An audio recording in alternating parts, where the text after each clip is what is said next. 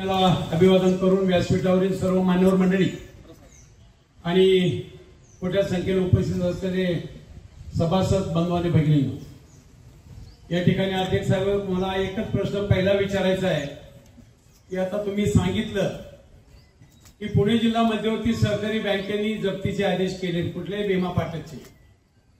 मला एक सगळ्यांना सांगायचे, फक्त ऐकून घ्या की भीमा पाटक कारखान्याचा जे काय कर्ज आहे ते लीड बँक एमएससी बँक आहे.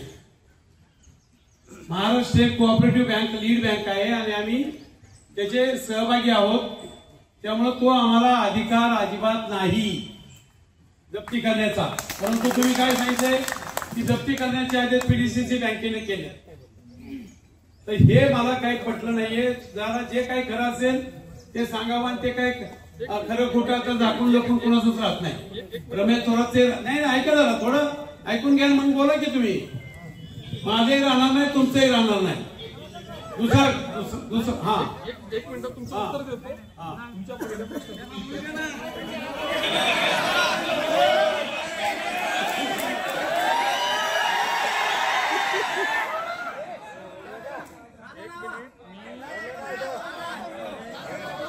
मी तुम्ही जे मला विचारले त्याच उत्तर देतोय आणि उत्तर द्यायचं स्वातंत्र्य मला आहे. तुम्ही जे सांगितलं की आम्ही जप्तीची कारवाई केली नाही त्याचं उत्तर देतो. पुढचा प्रश्न विचारा, त्याचं उत्तर एक मिनिट.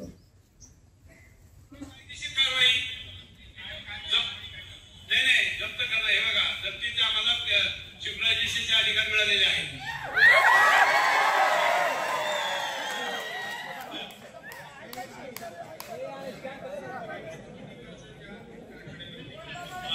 जवळपास 200 कोटीच्या आसपास गेले, म्हणजे पुणे जिल्हा बँकेचं राज्य बँकेचं वेगळं. आता राज्य बँकेने मध्यंतरी आम्हाला एक पत्र दिलंय की बाबा तुमचं कर्ज फार मोठं आहे, तर तुम्हीच काय कारवाई करायची असेल ती करा, तुम्हाला ते अधिकार. असं राज्य बँकेने एक पत्र दिले की आमच्याकडे आहे. आता आम्ही आमच्या वकिलाला सांगून कायदेशीर नोटीस देऊन रीतसर जी कायदेशीर कारवाई होऊ शकते ती सगळी, कारण 194 एकर जमिनी कुणाला ते आपले भीमा पाटक कारखान्यात आतापर्यंत 2 नोटिसा गेल्या माझ्या. नोटीस मध्ये उल्लेख केलाय की बाबा याच्याशी तुम्ही पैसे भरला होता, तुम्ही असा शब्द दिला, 1 दिवसात भरतो म्हणून सांगितले. त्याची 10% रक्कम तुम्ही आमच्याकडे भरलेली आहे. मग तुम्ही हे बाकीचे राहिलेले पैसे का भरले नाहीत वेळेत? त्याच्या पाठीशी राहते तर उघड सत्य ना, म्हणजे काय सांगायची गरज आहे का? ते सांगायची गरजच नाहीये. कारण आता मी जंगे रावतांचं ते ऐकलं सगळं. तुम्ही इतर कारखान्यावर करताय, जे कारखाने रेग्युलर आता मी नाही बोलत, तुम्हीच बोलता त्याच्या विरोधी बोलता, हे योग्य नाही. एक मिनिट चेअरमन साहेब, जप्तीचे आदेश नेमके कुणी केलेत हे सांगा. तुम्ही कुणी केले सांगितलं आता. ते जाऊ द्या. माझं कर्ज 200 कोटी आहे. हो माझं तर आहे कर्ज. मी हे बघा त्यात 48 तुमचं कशाचं कर्ज आहे? तुमचं कशाचं कर्ज आहे? पीडीसीसी बँक, पीडीसीसी बँक आणि माझं कर्ज यात खूप फरक आहे.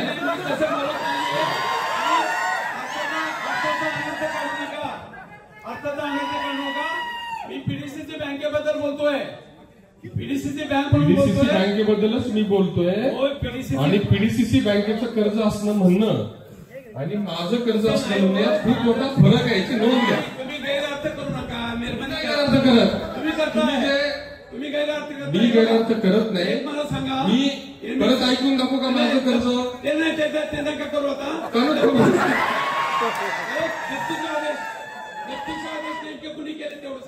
जप्तीचे आदेश कुणी केले तेवढं सांगा. पुणे जिल्हा बँकेने केले. तुम्हीच सांगितलंय तुमच्या स्टेटमेंट मधून तुम्हालाच आता येईल.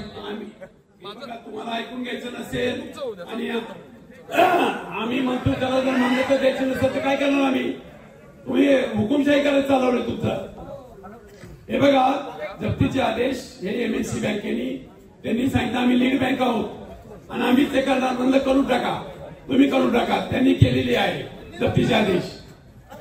आणि या ठिकाणी दुसरा विषय आहे की गेल्या वार्षिक सभेला एक मिनिट, पहिला प्रश्न झालाय का? उत्तर देऊ का? हा द्या त्याचा देऊ. हे बघा, एमएससी बँकेचं मी तुम्ही जे सांगितलं ते ऐकवलंय. तुम्हीच सांगितलं की माझे आणि पीडीसीसी बँकेचं 200 कोटी कर्ज आहे. एबीसी बँकेने आम्हाला पत्र दिलेलं आहे तुम्ही तुमचे मेजर कर्ज असल्यामुळे तुम्ही जप्तीची कारवाई करायला हरकत नाही असं पत्र दिलं असं तुम्हीच सांगितलं, जे मी आता सर्वसाधारण सभेसमोर ऐकवलेलं आहे. आणि या कारखान्याचा जप्तीची नोटीस आणि ताबा हा पुणे जिल्हा बँकेनंच घेतलेला आहे. त्याच्या संदर्भातली आवश्यक ती कागदपत्र सोमवारी जिल्हा बँकेमध्ये मी तुम्हाला पोहोचवण्याचं मी सगळ्यांना हा मी देतो तुम्हाला. दुसरा विषय दिल्यानंतर फक्त मला विषय त्यात काही शंका असेल तर फोन करून विचारायला काहीच हरकत नाही. दुसरा विषय, मागच्या जनरल बॉडीच्या मीटिंग मध्ये मी कामगाराचा प्रश्न विचारला होता तुम्हाला की कामगाराची देणी तुम्ही किती दिवसात देणार आहात. तर तुम्ही मला उत्तर दिलं होतं सगळ्यांच्या समोर की 15 दिवसात कुठल्याही प्रकारे त्यांची देणी देऊन टाकतो 15 दिवसात. परंतु ती देणी अजून दिलेली नाही, अजून नाही. एक मिनिट, तुम्हाला कदाचित मगाशी मी जे सांगितलं संपण्याचं मला बोलू दे ना. तुम्ही बोलता सांगू मध्ये मी मध्ये बोललो का? माझं पूर्ण होईपर्यंत तुम्ही पण बोलायचं. त्याच्यामध्ये मी तुम्हाला मगाशी सांगितलं, माननीय सभासद मनोजजींनी जो काही प्रश्न विचारला तर त्याचं उत्तर देत असताना कदाचित तुमचं त्या उत्तराकडे लक्ष नसल्यावर तुम्ही हा परत प्रश्न विचारला. परत रिपीट करतो काय म्हणा. त्याच्यामध्ये त्यावेळेस युनियन आणि मी दोघांनी आश्वस्त केलं होतं. आणि मी जसं आश्वस्त केलं तर या तारखेपर्यंत मला वाटते 20 तारीख होती ती, बरोबर आहे ना? त्याच्यामध्ये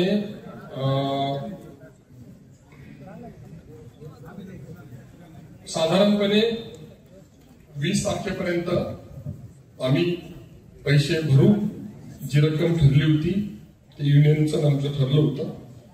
आम्ही त्याच्या संदर्भामध्ये त्यावेळी सुद्धा स्टिकअप होतो. परंतु काही आताताई करणाऱ्या कामगारांनी उपोषण केलं आणि कोर्टात अर्ज केल्यामुळे ती बाब न्यायालयीन प्रलंबित राहिली. मी त्यावेळेस सुद्धा युनियनला बोलून वारंवार सांगितलं होतं. मी स्वतः त्या ठिकाणी भेट दिली, त्यांच्याशी चर्चा केली आणि त्यांना सांगितलं की जी युनियनशी चर्चा झालेली रक्कम आहे ती त्या कालावधीमध्ये वर्ग करण्याची जबाबदारी माझी आहे. त्यावेळेस माझ्याबरोबर 2 एक तर व्हाईस चेअरमन म्हणून, त्याच्यामध्ये माझी व्हाईस चेअरमन म्हणून सत्वशील शितोळे हे तिथे उपस्थित होते. दुसरे माजी संचालक महेश भागवत हे उपस्थित होते. त्यांनीच त्याच्यामध्ये चर्चेमध्ये पुढाकार घेतला होता.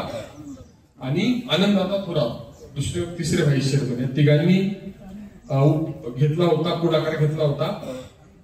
परंतु त्यांना ते मान्य नव्हतं आणि युनियन आणि आम्ही केलेल्या चर्चेच्या व्यतिरिक्त नवीन मागण्या आल्यामुळे त्याच्यातला निर्णय होऊ शकला नाही. आणि 29 सप्टेंबरला मी त्या मागच्या वेळेस जी काही सर्वसाधारण सभा झाली होती ती झाली होती. 15 दिवसात देणी देण्याचं मान्य केलं होतं.